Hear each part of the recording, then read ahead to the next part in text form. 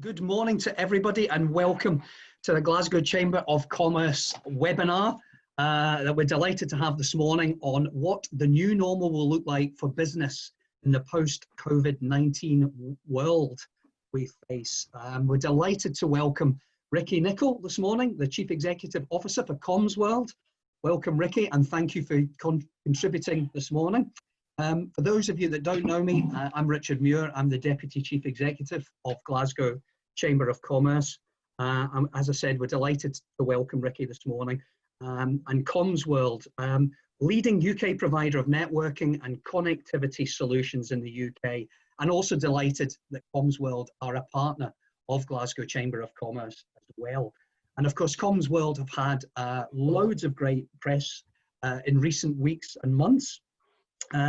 With record growth, and I was just speaking to Ricky before the session kicked off. Congratulations on winning the contract with Renfrewshire in recent weeks, which is going to be worth at least £15 million in the first tranche and a lot more down the line. And that's going to link up over 180 council buildings in Renfrewshire. So congratulations on winning that and having so many recent successes, Ricky. Of course, many of us now find ourselves in a very new world, and we will have some debate about how much we've all had to come forward in terms of technology.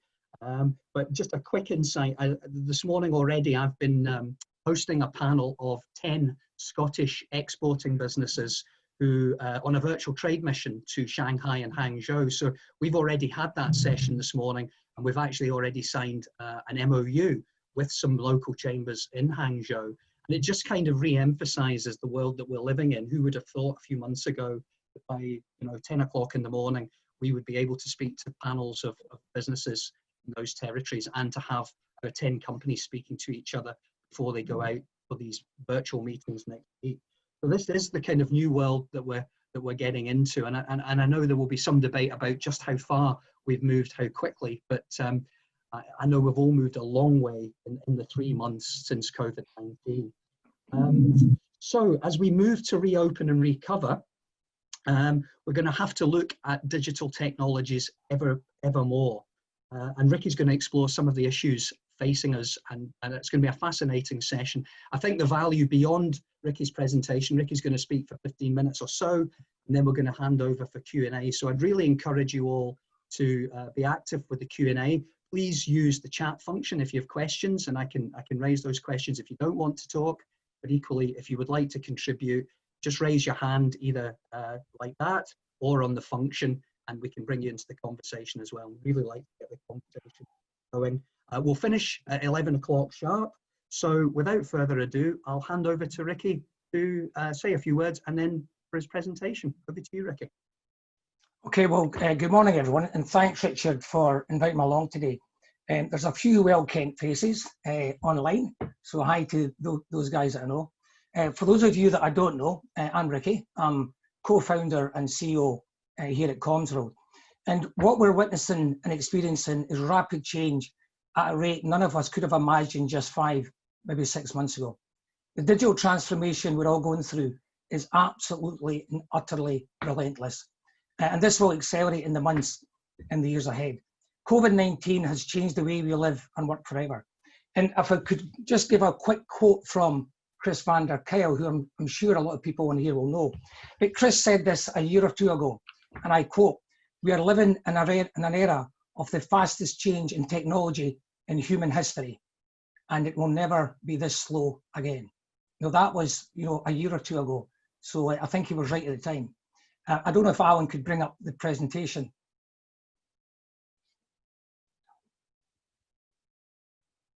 Okay, so if you go on to the next slide, please, Alan. Okay, so again, a lot of people know me on this line. So for those that don't know us, I thought I'd give a very, very quick overview about Commsworld, who we are, what we do. We're a Scottish headquartered company that is an innovator and a disruptor within the telecom sector. And we have recently, just December 2019 there, had significant investment from Lloyds Development Capital. And this is to help us grow exponentially in the years ahead. We have built and we directly manage the largest privately owned next generation network within the UK. And this was all funded in-house with an SME, Indigenous Scottish company based in Edinburgh and Glasgow. Now, this network has allowed us to bid for, secure, and successfully deliver, which I think is the important thing, some of the largest public sector and enterprise contracts across the UK. In particular, if we look here in Scotland, we have delivered digital transformation projects across Edinburgh, Glasgow, and the Scottish Borders Council areas. So replacing the old aging copper-based networks with brand new full fibre infrastructure, supplying schools, libraries, social work, city chambers, everything you can imagine, with multi-gigabit full fibre networks, as well as putting that across into the business community across Scotland as well. So we were recently ranked second best performing UK telecom company by megabyte in the UK, which is no bad achievement. And also recently 23rd best profit company in the Sunday Times profit list for the last 3 years. So a Scottish company that's doing really well. If we could go on to the next slide, Alan, please.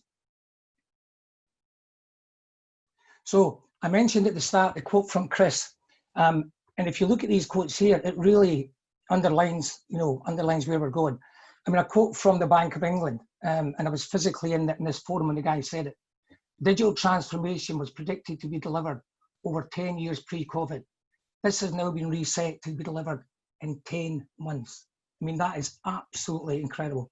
And then if we look at the chief executive of Microsoft, we've seen 2 years worth of digital transformation in 2 months. So the old quote, everybody knows the old quote, necessity is the mother of invention. And I think if you look at that now, it's obvious, it's clear what we're doing. Indeed, if we look at where we are today online, talking on videos, if we went back a few months, most of us would have shook our head and refused to do it. Next one, please, Alan. So business and what they call the new normal, which maybe getting a wee bit overused to the degree, but nonetheless the new normal. As mentioned earlier, the virus is not going away, and it's not going to be anytime soon. And there is a consensus that states we will be in this position for many, many years to come. And this clearly has a major impact on how we all work and live our lives, and dramatically changes the office working environment. We are looking at a hybrid workforce with office home working becoming the norm and more flexibility required. Work will be a thing you do and not a place you go for many people. And while we've said that and we've heard that in the past, it is now a reality. And it's good to see, for example, let's say Stephen Lewis from HFD, who when we get to the Q&A, I'm sure Stephen's now an expert in what's happening in offices and what's changing. So what we're doing is we're experiencing a dramatic increase in home working. And we're all familiar with it, and it's here for the long term. Now, people will need to adapt. Now, at times, that won't be easy. And there are genuine concerns that this will impact on culture, productivity, and potential innovation. So offices will not disappear. They will still be very important. But I personally believe that face-to-face meetings are best, particularly for crucial or initial meetings. And that's what I prefer. However, the reality is that we're not going to be in offices very often now. Next slide, please. So if we look at the business and the potential direction of travel, so working from anywhere is now a requirement. It's not a debate. Secure access to all applications, as if you're in the office, is absolutely and utterly imperative, regardless of location. Now, one of the things is welfare and culture. Can all staff work from home? And I just don't mean on a technology sense, I mean on an emotional sense. I mean, we go through this in Commsworld, all our staff are at home. Some people like working from home, some people don't. And for personal reasons, some people it's very difficult. So it's not an easy thing to deal with for a business. Environmental policies will be centre stage going home. The governments worldwide are dictating, will be doing things to help the climate. So the current lockdown has proven how travel, as an example, can dramatically reduce, and in doing so, dramatically reduce the carbon reduction targets they'll all have. So people are now saying this actually works. Now, one of the interesting things from a business point of view is, will the home literally become an extension of the office and become an actual part of the corporate network? And if so, will it be funded and maintained by the business? And this is an important consideration for security and resiliency reasons. Next slide, please, Alan. So I mentioned earlier that I would briefly explain a position of one of our clients based in Glasgow. So we've got a client with 7 offices across Scotland, and all offices are empty. And they're starting to come back now, but they've all been emptied for many, many months, with 80% on furlough. Now, as they plan to come back to work, they're faced with a major dilemma. And again, it might be good to get Stephen's view on this in the Q&A. The Glasgow office, which houses 300 people, can only have a maximum of 130 staff in place due to the new social distancing rules. The chief executive of the company believes that this will be there for the long term, way, way beyond 12 months. And this could be years and years ahead. And I happen to agree with that. So his staff will have to work remotely, and this will be mostly from home, working for the foreseeable future. So this brings a dilemma, and it brings a problem. The connectivity from their own homes becomes increasingly important and brings in another layer of serious risk for their business.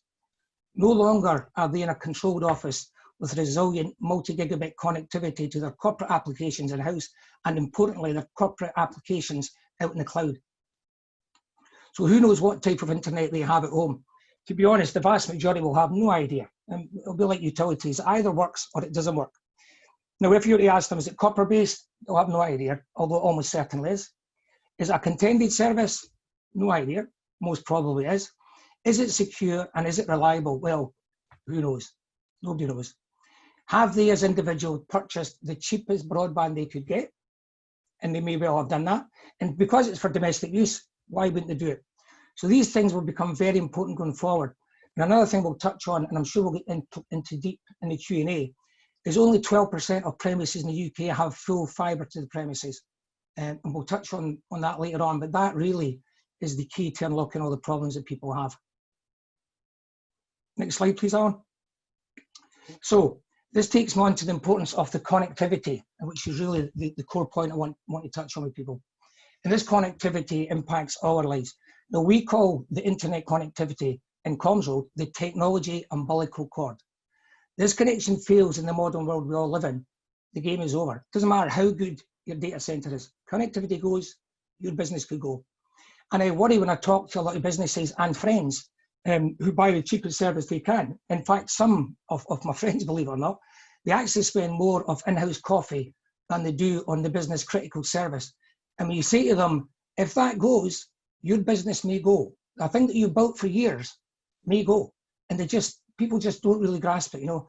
So I think that this concerns me greatly, and I think it should concern everybody that has a business. The connectivity you've got, don't go and buy cheapest chips. You know, you'll rue the day. Next one, Alan, please.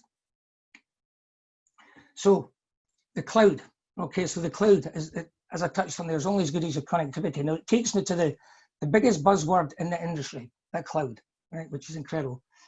As we all know, and I'm sure most people on here know, the cloud is simply servers hosted in a data center, staggered across the country and indeed further afield, delivering applications to us. And everybody, some people say they don't use it, we all use it. Everybody uses the cloud, from Twitter, LinkedIn to high-end corporate applications. We're all using the cloud. And this is one area of technology that has allowed everyone to carry on working and communicating in one way or another. And this will grow exponentially in the months and years ahead. Indeed, if we did not have the network we've got today, with the cloud application we've got today, with the virus, if this had happened 10 years ago, I'd honestly have no idea what would have happened to us. And if you lose your connection to the cloud, there is a fair chance that you will lose your business. Okay, this is what people have to grasp. You lose your connectivity, you can lose your business, and companies are. So the next one, Alan, please. So key considerations for business. We are seeing an incredible increase in online meetings. I mean, we're party to that today. And Gartner has announced by 2024, in-person meetings will account for as 25% of meetings globally because of the pandemic. Now, I believe it won't be 25%. This is going to accelerate way beyond that. So organizations are having to quickly evaluate their corporate technology setups to ensure they can move quickly into these new online services and continue to trade and compete in this brave new world. Is your business infrastructure fit for purpose? Whether you've got 5 people, whether you've got 5,000 people, I would honestly say to you, please make sure that these things are in place. Now, I'm not going to go through all the lists there. Okay, there's a stack of lists that you can see, so I won't go through them all. But the basics, what I would like to touch on for people is bandwidth fee speed. People get caught up on, I've got a gigabit and a megabit and a zigabit and a zoodobit. I mean, the reality is there's a balance between bandwidth and speed. And the speed in the technology world, the tech guys call it latency, is very, very important. particularly for real-time applications such as video. You'll have all been on video calls where you say hello, the other person merely says hello and it starts to break up. And this is all down to latency, not necessarily anything to do with the bandwidth. So you need to take these things very, very seriously. It's no longer just a kid on technology toy, you know. And my advice would be that people take on serious expert advice, because it is more critical than most people perceive. So if we step on to slide 10, please. Now this in effect is the answer. I mean, full fibre is the answer ultimately. So what's happening out there with full fibre? Well, what we've got is the UK government are now in a position where what they're saying is they're going to deliver full fibre across the UK by 2025. Now that is just staggering. I mean, the civil engineering task, which I'm sure we can touch on OpenReach and Iqbal later on, that is just absolutely incredible. They're going to deliver that. Now, it is a reserve matter, so ultimately it is up to the UK government rather than the devolved governments, who are all doing bits and bobs that they can do. However, what we know is there is no denying whatsoever that the digital roads of the future are as important, if not more important, than the physical roads and actual airlines we've got today. Very, very important. So I mentioned Robert from OpenReach and Iqbal. These guys are specialists in that space. So I think when we get to the Q&A, that should be a core area that we're talking about, getting fibre to everyone. Next one, please, Alan. So in conclusion, if I can refer back to where I started with a quote from Chris van der Kuyl, we're living in an era of the fastest change in technology in human history, and it will never be this slow again. And again, this is what Chris said a few years ago. So I would advise people to hold on to their hat. It's going to get very, very bumpy, very, very quickly. And unless you get your business properly prepared to be online and resiliently online, you could be in trouble. So that's me, and we can have Q&As.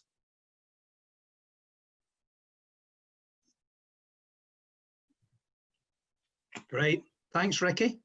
We'll just get the slides down and back to the gallery view. Great. Listen, some really startling and fascinating facts in there. And I mean, actually, in some recent chamber research that we did with members, we had a 73% responded that they had not returned to their premises, and a further what was it, 46% have some doubts about whether they'll return to the same capacity. So it will be interesting to pick up on those points, and some great quotes in there, Ricky. I mean, I think I said to you before we started this morning that it occurs to the chamber that every year at the State of the City conference, the annual conference that the City Council hold in the autumn, connectivity is the major issue which comes up repeatedly in terms of business concerns, and it's really been put into stark focus, I think, certainly in the last 3 months. And your case study was excellent as well in terms of the business with 300 people and only been able to hold 130. So if Stephen is on the call, we can maybe bring him in. I'm going to open it up to general questions. And I know Michaela had asked about the quote. I think we've answered that question, Michaela. We've got Morag, and Morag's got a couple of questions. So perhaps we can unmute Morag. Thanks, that would be great. Morning, everybody, and apologies for not using video. I'm not fit for human consumption this morning. The age-old problem that many people have at the moment is the hair and how it looks. But yeah, I have a couple of questions. We are a very small business, but we have always had to work online because our business is international. The challenge we have is the costs of improving our own infrastructure and bringing it together, but also our location with our office. I mean, I've always worked from home a lot of the time since about 2000, maybe 2004, but it's the connectivity where we are, we're in Berkeley Street, is really poor. So that's a challenge. And the challenge, as I say, for us is the cost of the infrastructure to bring it all together. Ours is a bit piecemeal.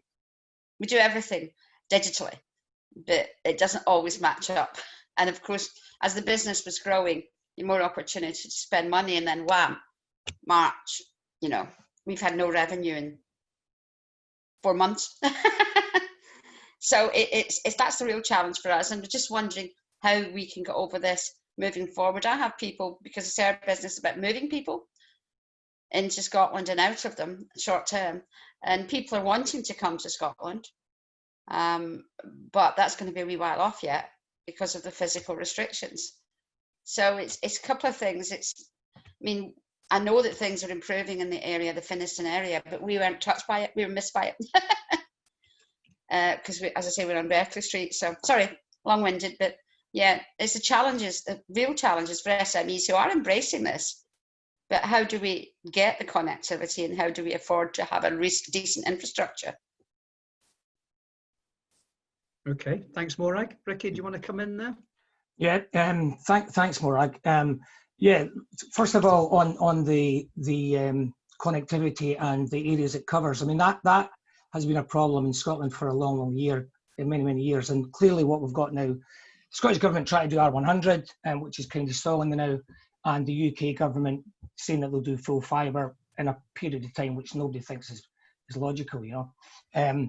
So that has always been a problem, and really the answer is that these guys were too late. It's had to take a lot of altnet type people to really put a fire under the whole thing. So, and it is a massive civil engineering job. So it's not easy. What I would say is you may well have better connectivity in your area than you believe. So by all means, even drop us an email, because you may be surprised that the connectivity you can actually get by checking it out. On the second point on price, yeah, you make a fair point. What you've got is, if you go back a few years, the costs were astronomical. So one of the reasons that nobody put fibre in is nobody believed anybody could afford the fibre. So a 1 gigabit link would have, been for the Royal Bank. It would have been ridiculous. You're now getting these for hundreds of pounds a year, and we're talking about massive gigabit links. So hundreds of pounds a month, I should say. So the price is coming down. It is changing. But what I would say to a lot of people is, with respect, it's so critical to your business that if it was me, I'd be prioritising, although the costs are way down on what they were before, and that'll continue. As fibre reaches out, the cost will continue to drop down. Yeah. We've got a question from Neil, Neil McCallum, and Neil's asking about the safest approach for SMEs who don't want to use Microsoft, Google, Amazon service and use BT for connectivity. Is de-risking by using the large players not the safest approach? I suppose it's everybody's call. I mean, we use Microsoft, clearly. We work in conjunction with OpenReach. A lot of our networks working with OpenReach. Basically, we've got international airports. We've got FTSE 100 companies. We've got companies all shapes and all sizes. Scotland's largest commercial business, all in our network. And the quotes from them, and I quote, better, faster, cheaper than any carrier I've used before. So I don't, I'm a great believer in, people told me we're an SME, Commsworld's an SME. Okay, we've grown from a couple of people to 120 people. However, we're an SME, and people told me, and they told me straight to my face, time and time and time again, you cannot do it, you will not do it, you will fail. Telewest failed. We know all the Atlantic Telecom failed. You will fail. You're not even allowed to bid for these things. You're not technically competent. You go and ask 5,000 customers that we've got who's competent and who's not competent. And you ask some of the big players, and they'll say that this SME, Commsworld, is better and better service and better quality than the big players. So I'm a great believer in SMEs can grow, particularly in Scotland. Great, thanks, Ricky. Neil, are you happy with the answer? Do you want to come in at this point? And if not, I might ask Michaela. Do you want to ask your question, Michaela? And I know you've put it in the chat, but we can unmute you. Thank you very much. Yes, hi from Dunoon. We're kind of a training company, and we're helping people to kind of get things done the best possible way. And I was just wondering what your experiences are, and that's maybe also to everyone else. Is there a hierarchy in, you know, of course, first of all, you have to get the connectivity, the right broadband security and all that, but then you mentioned the emotional aspects of working from home and mixing things. And then also, I guess, the digital competence, because some people are probably still at loss. I mean, the learning curve is quite high. I've experienced it, you experienced it. I love it in a way, but it asks a lot of people. So I don't know, do you see a similar hierarchy, or what's your experience in that? No, you're spot on. I touched on it. I just touched on it briefly in my presentation. The biggest issue is not technology. I don't think the technology is there, right? It's there, or it will be there. And I go back to, you know, necessities of mother invention. We are forced to be in this position. We have got 100 odd staff. They're all mainly working from home.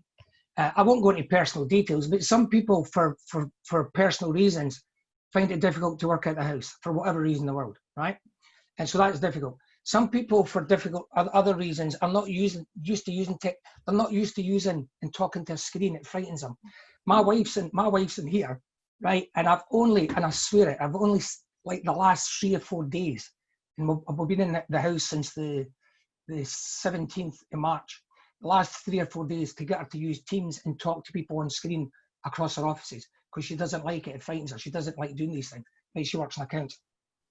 And we've got other people who say it's unsafe, not bad, we're not calling the police, but it's unsafe for them to be in the house. And other people that go, you know, you guys, techie guys, you press a button, you do this, that, it's easy. So, you know, I think the main issue is the technologies can be switched on in one way or t'other. It's a deeper and wider thing from a culture point of view and a training point of view and a human touch. Also, we've got people who say, I want to be in the office because I like to turn to George and say, George, can you, do you know what I mean?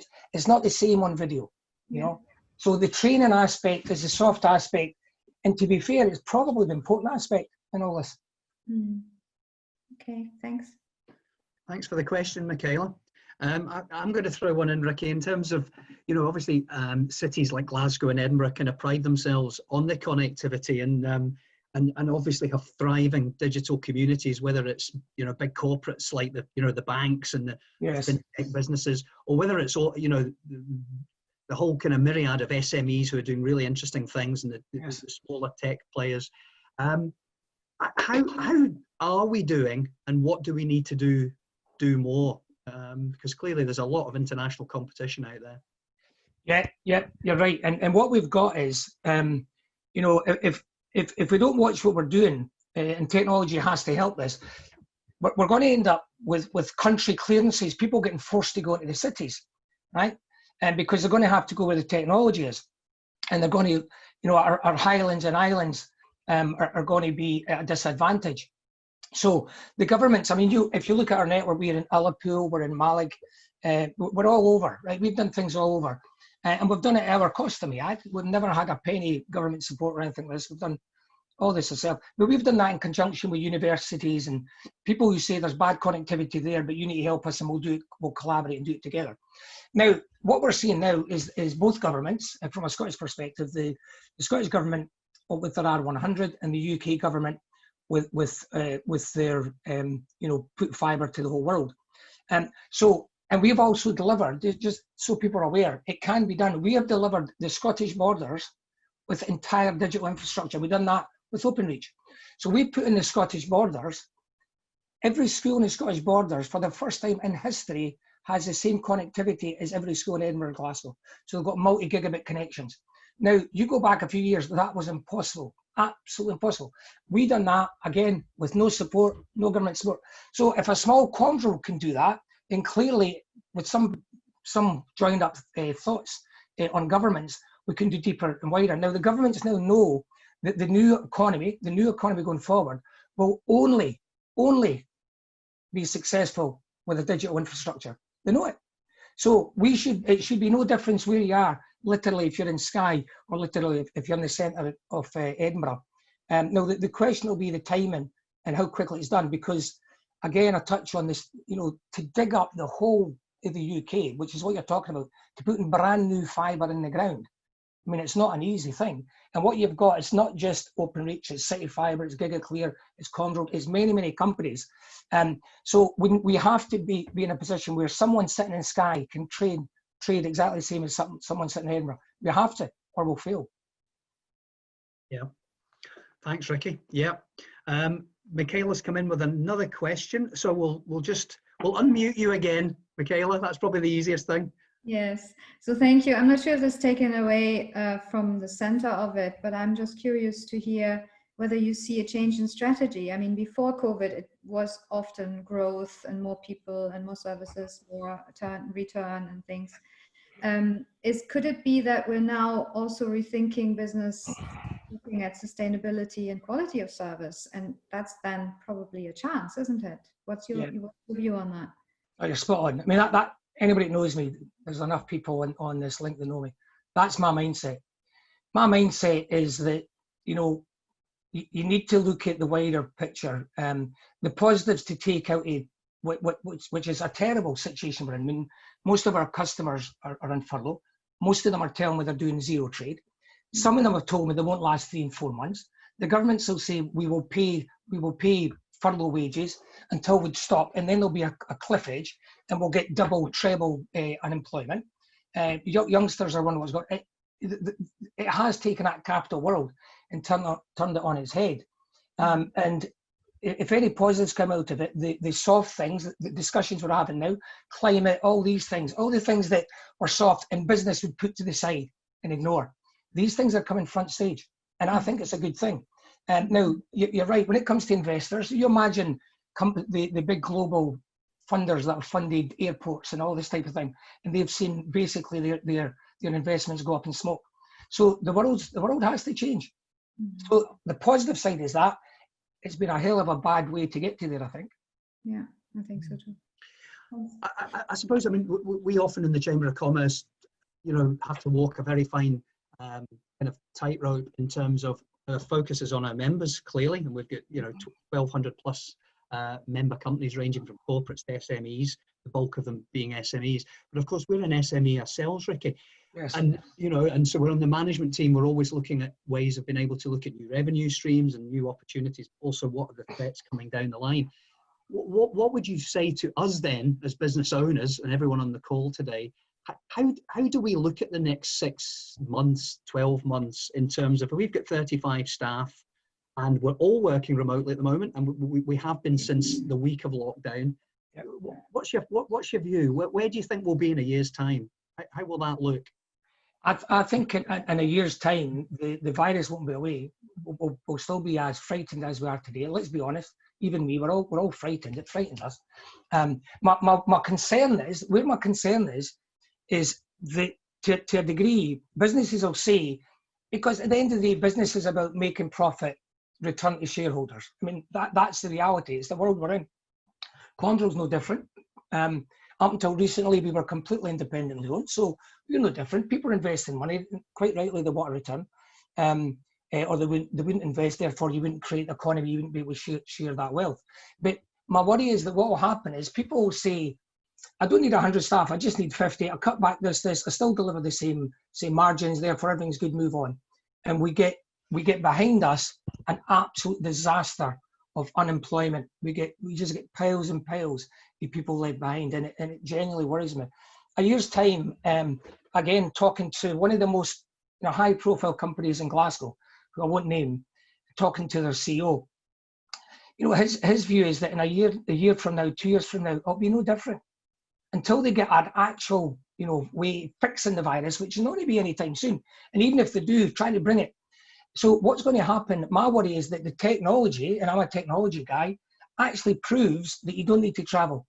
So you don't need airports, you don't need Network Rail, you don't need Edinburgh trams. Do you know what I mean? You need less people. You don't need offices. So you've got that domino effect that will have major hits across every single sector. It doesn't matter if you're a hairdresser or you're a lawyer. You've got that wave, that tsunami that's going to hit the country. And when it comes to that, really, it's only governments, in my opinion, that collectively can step in and start to do things, and they have to be driven away from, throw away the poor and reap from the rich. we need to be very careful in a year's time. It's a pity. I don't think Stephen's on the call. I know he'd registered Oh, is he to not? attend. Ah, right, okay. No, which is Well, a I know pity. Stephen's, he's a customer. I know they've been driven mad. Yeah, and again, members of the Platinum Silver Partners of the Chamber as well. So it's a pity we couldn't have brought him in, because he has been contributing to his views on commercial property and various reports. I don't know if have we got is the Openreach guys, or is Eatbow on? I don't think they are. If they are, Because these guys have real deep knowledge. Yeah, we'll be on what you would read in a paper, you know. Yeah, no, absolutely, Ricky. Well, I know we've had a question from Stephen McGowan. Stephen, we'll unmute you, because it's quite a long question. So if you don't mind coming on and speaking, that would be great. Yeah, thank you. Good morning. Can you hear me okay? Yeah, we can. Stephen, yeah. Hi, Ricky. So, Ricky, I think my question goes back to probably what Morag Cassidy touched on earlier.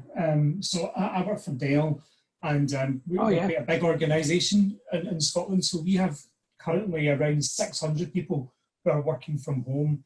And some of and I run a sales organisation for them. So some of the feedback that I get from my guys on a consistent basis is, you know, the kids are on Disney Plus, the kids are on Netflix, it's killing my connection. And we did some of our own research with Virgin Media, just as a team, not as a business, but as a team. And one of the bits that's for us that we find frustrating is that it's really difficult to get a business line from a commercial supplier.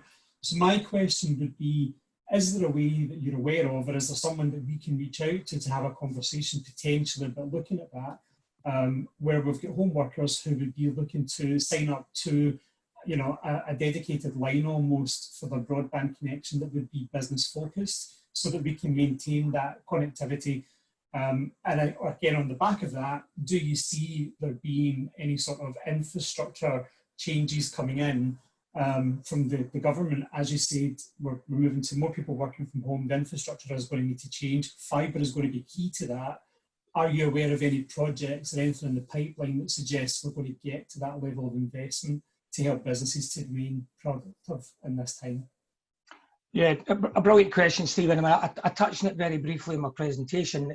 Interestingly, we've been at Dell. Our new, as in 3 weeks old. Mr. Quinn, yes, I know. Commercial officer, Mr. Quinn, is on holiday currently.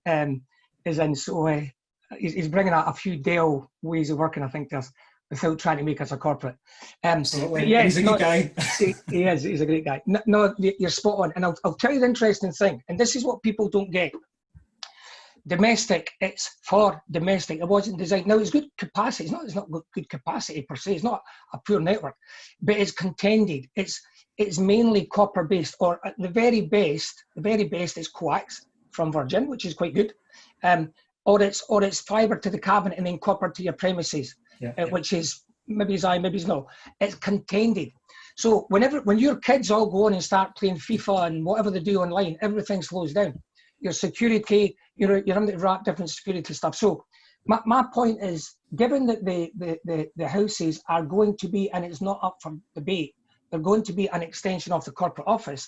If you're Dell, I'm pretty sure your CTO will be terrified about guys and people connecting from everywhere via everything. Whether it works or not. I mean, it'll be terrifying. If you're RBS and you're doing the same thing, absolutely terrifying. So what we've been doing, and generally talking to a house builder who is a FTSE 100 in me, I had a customer of ours down in England, and saying, why don't we fibre enable properly, not domestic, properly, right? Fibre enable every house that you build, which is 14,000 houses a year. And what you're seeing now, you've seen it with City Fibre, you've seen it with Openreach, you've seen it with others. The fibre, copper eventually will disappear. The voice copper will disappear in 2025. It's not far away, but the broadband coppers, they'll all disappear, and the prices will drop and drop. Now, the question is this: for a Dell, as an example, would Commsworld love to say to Dell, "Well, give us the project and we'll do it for you," because we could, and we would. But if you go and ask one of the big players, they won't, and they can't, because they have a roadmap. Okay. You want to come back in, Stephen? So I think it's an interesting question. And again, if you look at size and scale, I suppose the the business would obviously need to look at that from a cost perspective in the region. So, but it is an interesting conversation, and you know, we've got Mr. Quinn's details, Ricky, so I'm sure we'll give him a shout. Might be his first big sale for you guys, right? I'm sure he'd be delighted to take our money from us. But it is a really interesting, you know, view to take, because our organisation, like many worldwide, we're 100,000 people, right? And as you said, our CTO is relying on you know, VPN-based security to I know, it's terrifying, absolutely terrifying. Yeah, I wouldn't like to be doing his job just now. I think he would be, remember, getting chased. Yeah, remember, one of the things about homework and that people fail to grasp, very often they've got one connection for a mum and a dad, right? Or the same partners, you know what the one was like, the same partners. So you can have 5 and 6 people all contending to use a link. And they have to actually put slots in. We're seeing people saying, I can go on between 3 and 3:45, but I can't go on after that. Can you have the meeting there? Because my kids are doing the school. And because what they've got is not sufficient. It just doesn't work. Yeah. And that's the change, you know. Yeah. And thank you for your answer. And I'll pass on your details to our CTO. And I'm sure Charles will knock on your door. Absolutely. I'm looking forward to it. Thank you, Ricky. Cheers. Cheers. Thanks, Ricky. Thanks for the question as well, Stephen. That's great. I mean, we've talked about some of the kind of potential implications for offices, Ricky. If you were in power, if you were in government just now, what would you be recommending? What hope can you offer in terms of opportunities around which government? Any government. Right, okay. Because the Scottish government have no teeth in telecoms. You know, they're throwing 600 million at the R100, which is good, and because it's a reserve matter, so it's not theirs. But they recognise that if we don't do this, we're going to be in trouble. So they took from their own budget to supplement what the UK government was going to do. And once the UK government got in and Boris got in, they quickly realised, shit, we're in trouble. We don't fibre a place up. We could be left alone, you know. And they've then made a commitment that just seems beyond understanding, you know. So the odds on it getting delivered in the timescale, I think, is debatable. However, if they actually go to do it, that's fair enough. What would I do? I'd take their billions that they're spending on the fast link down into Birmingham to London and what the hell they're doing, and I would reverse it, put it straight into infrastructure right across the UK. And I would do it at an industrial scale to speed it up, because it takes a while. I mean, every one of us here, either at the office or at home, we've had city fibre and open reach digging the streets up round about us, blocking roads. I mean, it is a major thing to do, because the old infrastructure is not capable. The old infrastructure is hundreds and hundreds of year old coppers patched with some fibre here and there. So the reality is that you have to go almost like an army to get it done and get it done quickly. Other countries have already got 17, 18, 90% coverage. So if we're all going to start trading online, we'll be at a disadvantage. And now that we've got the pandemic, I go back to 10 years delivered in 10 months. That is the reality. So it has to be done at an industrial scale. And they may have to prioritise and drop other things given the way the world is, you know. Yeah, absolutely, Ricky. And what about your view in terms of upskilling? You know, we often hear from businesses in the city centre that they need more, you know, they need more coders, and they need more people who are coming out of schools and universities and colleges with coding skills. Where does the you know, the human side of this, you know, fit in terms of skills and training? Yeah. Well, I mean, they're right. We do need more coders, and there's no doubt on that. But we need more apprentices, and we need more apprenticeships. I mean, to build the infrastructure we're talking about, I mean, I think OpenReach have said that they're taking on 5,000 or whatever across the UK, which is a drop in the ocean to what's required.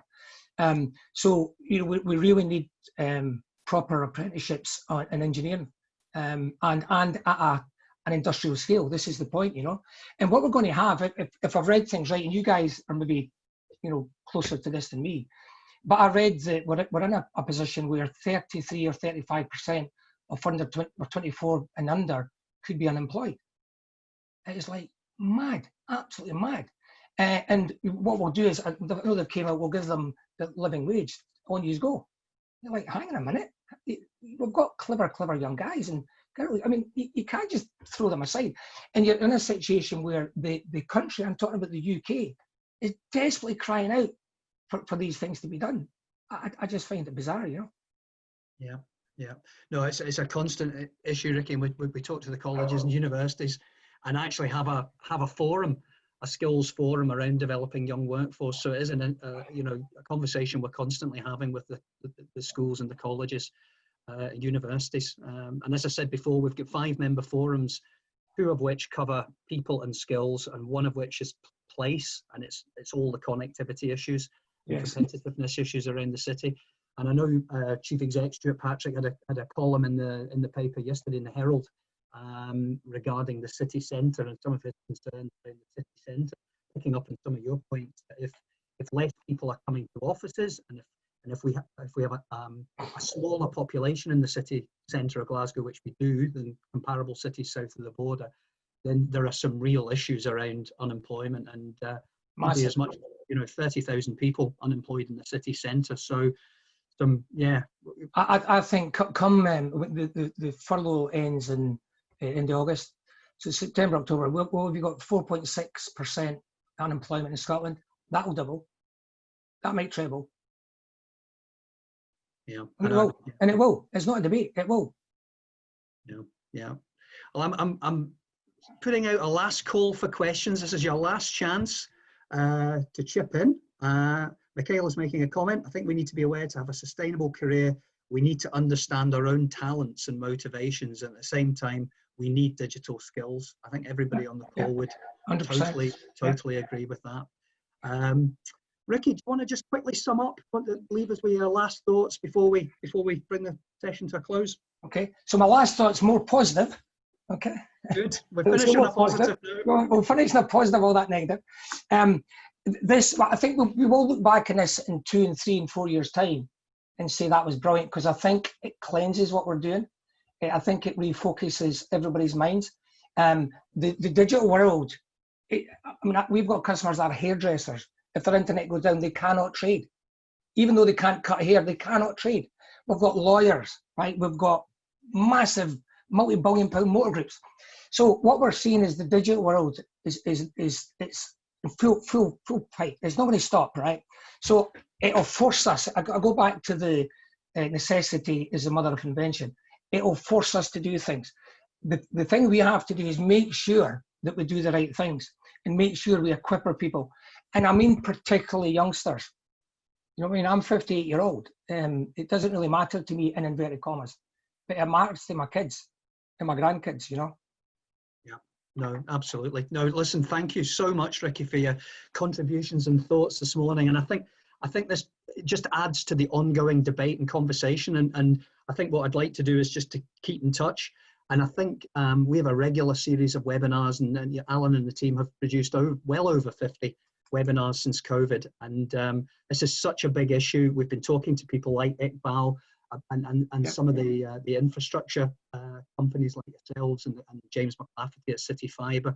We've been talking to the guys at Whiskey Bond and some of the the entrepreneurs and the smaller businesses, as well as some of the corporates and the Barclays and the fintech businesses. So this is absolutely crucial to Glasgow's future. So we want the conversation to go on, and what we might do is maybe come back to you to extend an invite to take part in a panel in due course as well. Yeah, we can I'd love to. 2 or 3 different views, on the. I think just the final thing I would say to people is, because you're a small business doesn't mean that you've not got a voice. Because you're a small business doesn't mean you can't compete with the big players. Doesn't mean you can't be better than the big players. That's the point. There's no reason, and I don't care what industry it is. Yeah, no, I think that's a brilliant note to end on. We've covered loads of issues this morning. In under 50 minutes, we've talked about home working and the cloud, the massive gigabit capabilities at much reduced costs. Businesses paying more on their coffee than connectivity, yes, which is gobsmacking. And there are potentially difficult challenges ahead, but if we embrace full fibre, we end on a hopeful note there, and that's a great way to end. So I want to thank you this morning, Ricky, for sharing your experiences and insight. I'd like to thank everybody for joining the call and for participating this morning. Let's keep the conversation going, and if you've got any further comments, points you want to make, please email Alan and myself, and we can feed that back to Ricky or get in touch direct with Ricky. Let's keep the conversation going. If we didn't get a chance to answer your question, we'll come back to you on that as well. Before, this is part of an ongoing webinar series that the team have put in place. And 2 more next week, 2 webinars. One on business resilience and risk with David Logan from Marsh Commercial. That's on Tuesday at 2, so please check the Chamber website out if you'd like to join us on that one. And on Wednesday, we're hosting a webinar on better your lifestyle and wellness and all those crucial issues around wellness and well-being.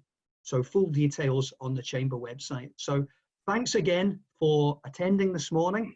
Thanks again to Ricky for his insight. Please stay well and keep in touch, and we hope to see you all very soon.